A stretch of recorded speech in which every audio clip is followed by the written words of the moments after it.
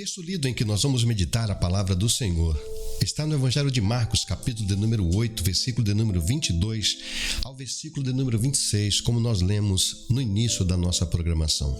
Diz assim a palavra de Deus: E chegando a Betsaida, e trouxeram-lhe um cego e rogaram-lhe que ele tocasse. E tomando o cego pela mão, levou-o para fora da aldeia, e cuspindo-lhe nos olhos, e impondo-lhe as mãos, perguntou-lhe se via alguma coisa. E levantando eles os olhos, disse: Vejo os homens, pois os vejo como árvores que andam. Depois tornou a pôr-lhe as mãos nos olhos, e ele, olhando firmemente, ficou restabelecido e já via ao longe distintamente a todos. E mandou-o para sua casa, dizendo: Não entres na aldeia. A palavra do Senhor nos relata, através deste texto lido, a cura do cego de Betsaida, que é um milagre, um dos milagres de Jesus, registrado no Evangelho de Marcos. O texto bíblico diz que o Senhor Jesus passou saliva nos olhos do cego e ele recobrou a visão, como está escrito no texto de Marcos, capítulo 8, versículo de número 23. O evangelista, através da expressão, curiosamente relata que antes de o cego voltar a enxergar perfeitamente, ele viu homens como árvores. Isso nos informa que assim que Jesus chegou a Betsaida, algumas pessoas lhe trouxeram um homem cego, como está escrito em Marcos, capítulo 8, versículo 22. E chegou a Betsaida e trouxeram-lhe o cego e rogaram-lhe que lhe tocasse. Inclusive, essas pessoas que serviam de guia para o cego rogaram a Jesus para que ele tocasse, ou para que ele tocasse aquele homem. Obviamente, isso significava um pedido para que Jesus curasse o cego. Era o desejo daqueles que encaminharam o cego. A cidade de Betsaida ficava na margem nordeste do Mar da Galileia. Foi ali também que ocorreu o milagre da multiplicação dos 5 pães e 2 peixes para alimentar a multidão, conforme o Evangelho de Lucas, capítulo de número 9, versículo 10 ao versículo 17. Por isso, a cidade de Betsaida é chamada de a cidade da pesca. Durante muito tempo, Betsaida havia sido uma simples aldeia. Isso explica porque Marcos a chama assim. Mas Filipe, o tetrarca, filho de Herodes o Grande, investiu na aldeia, aumentando-a e fazendo dela uma cidade. Seu nome era Betsaida Júlia, em homenagem à filha do imperador romano Augustus. A Bíblia diz que Jesus recebeu o cego, que as pessoas lhe trouxeram, e ele o tomou pela mão e levou-o para fora de Betsaida, ou para fora da aldeia. Não há uma unanimidade entre os comentaristas sobre por qual razão Jesus levou o cego para fora da cidade. As principais ideias, ou as principais sugestões a respeito dessa atitude de Jesus se descreve com uma das seguintes formas. Primeiro, Jesus queria evitar formar um grande aglomerado naquele lugar. Segundo, Jesus queria simplesmente levar o cego para um local mais reservado para protegê-lo e dar a ele a tranquilidade necessária para compreender verdadeiramente o que estava para acontecer. Terceiro, pode ser que os discípulos também tenham acompanhado Jesus e o cego para fora de Betsaida. Nesse caso, pode ter havido um propósito pedagógico para os discípulos. Jesus queria ensinar algo para os seus discípulos, é uma das sugestões. E a quarta sugestão ou ideia é que Jesus não queria que a incrédula Betsaida tivesse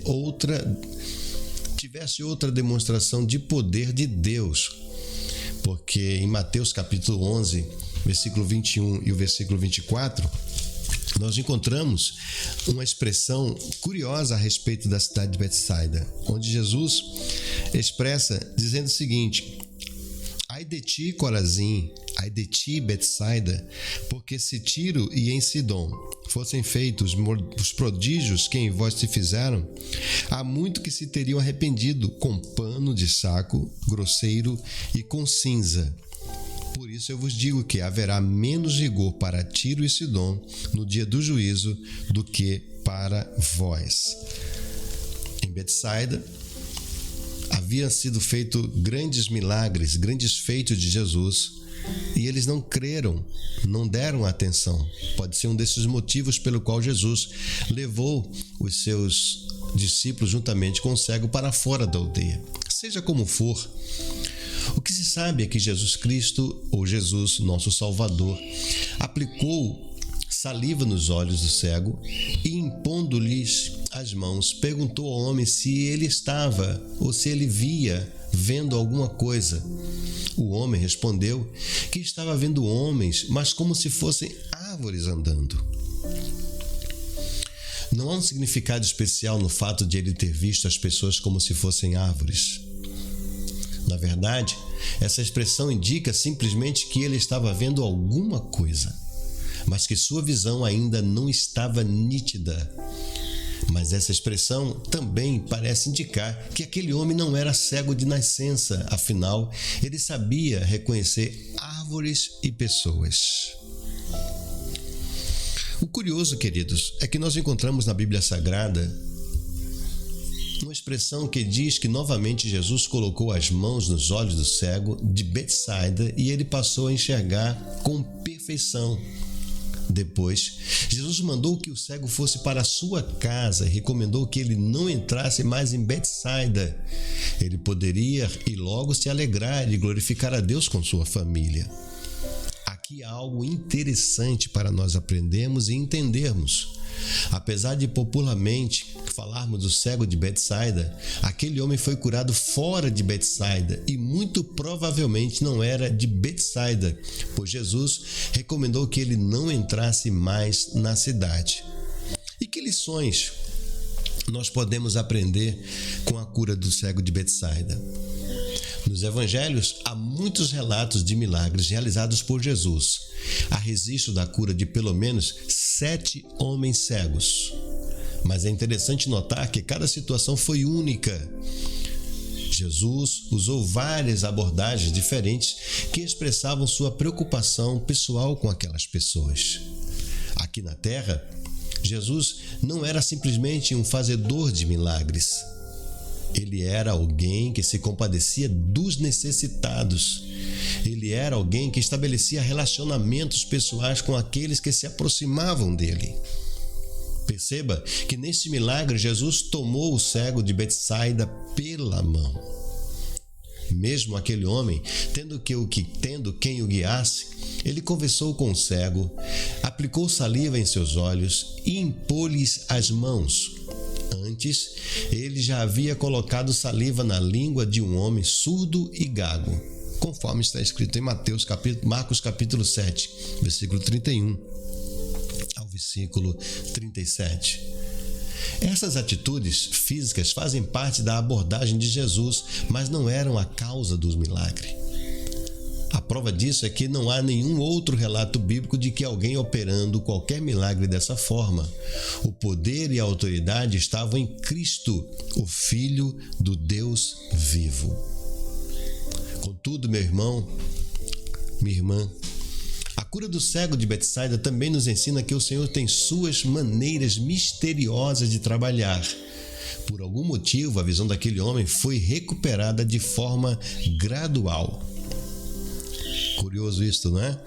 O milagre de Deus pode acontecer de forma repentina, de forma instantânea, ou ele também pode acontecer de forma gradual. O processo pelo qual Deus está permitindo você passar, não importa a situação, se seja instantânea, se seja progressiva, Ele está querendo te ensinar algo. E nesta manhã, entenda que Deus está trabalhando neste processo para te fazer entender e compreender algo muito mais profundo do que você possa pensar. O texto bíblico não explica por que o homem não enxergou com clareza imediatamente. Mas, obviamente, não foi o acaso de ter faltado poder em Jesus. Aquele que andou sobre as águas, que acalmou a tempestade e o mar, que curou toda sorte de doenças, que expulsou demônios, que ressuscitou os mortos e que venceu a morte, tinha poder suficiente para, se quisesse, curar de uma só vez aquela cegueira ou a cegueira daquele homem. Alguns estudiosos veem nisso uma representação da condição espiritual dos discípulos naquele momento. Eles tinham os olhos, mas não viam. Marcos capítulo 8, versículo 18. De qualquer forma, o melhor que temos a fazer é reconhecer que o Senhor trabalha como Ele quer. Ele tem sua própria maneira de agir e opera de maneira diferentes de acordo com o seu bom propósito. O que nós podemos dizer e concluir é que Deus tem os seus mistérios para com a nossa vida que não podem ser questionados do porquê, porque nós não somos nem dignos de estarmos na sua presença. Mas para quê? É a pergunta certa que nós devemos fazer, para o louvor da sua glória. Quero ser boca de Deus sobre a sua vida e dizer que nesta manhã Deus tem milagre para você. Que o Senhor possa alcançar a sua vida por graça e misericórdia, te dando condições para você vencer a cada dia na presença do nosso Deus. Eu quero orar por você. Permita-me, através dessa ministração, desta palavra, ser instrumento, boca de Deus, profeta de Deus para a sua vida. Se você puder fazê-lo, coloque a mão sobre o seu coração. Vamos orar a Deus e pedindo ao Senhor graça para que Ele possa fazer-nos a cada dia mais do que vencedores. Querido e amado Deus, aqui estamos na Tua presença, Senhor. E através da ministração da Tua palavra, os nossos corações, e com certeza esta palavra tem alcançado corações sedentos de ouvir a Tua voz, e poder receber, ó Deus, a palavra do milagre na manhã desse dia. Aquele homem sedento de ver e de conhecer o Senhor Jesus foi guiado por homens que, movidos de íntima compaixão pelaquela vida, isso significa que nós devemos ser movidos pelo amor, vidas que necessitam de ouvir e receber a Tua palavra. Muitos nesta hora estão cegos, não conseguem enxergar um palmo diante da sua frente, porque estão envolvidos em tamanhas obscuridades e escuridão que fazem com que eles não enxerguem um palmo à sua frente. Mas nós te pedimos, Senhor, a Tua palavra para libertar, quebrar as cadeias, curar enfermidades,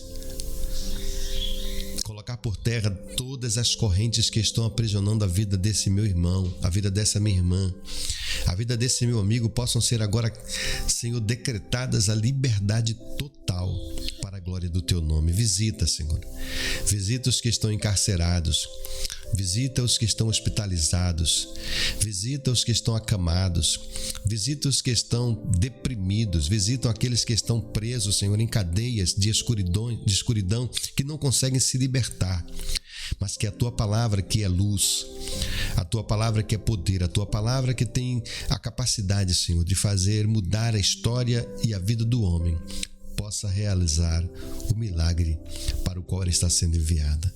Nós decretamos liberdade, vida total para você que está ao alcance da nossa voz.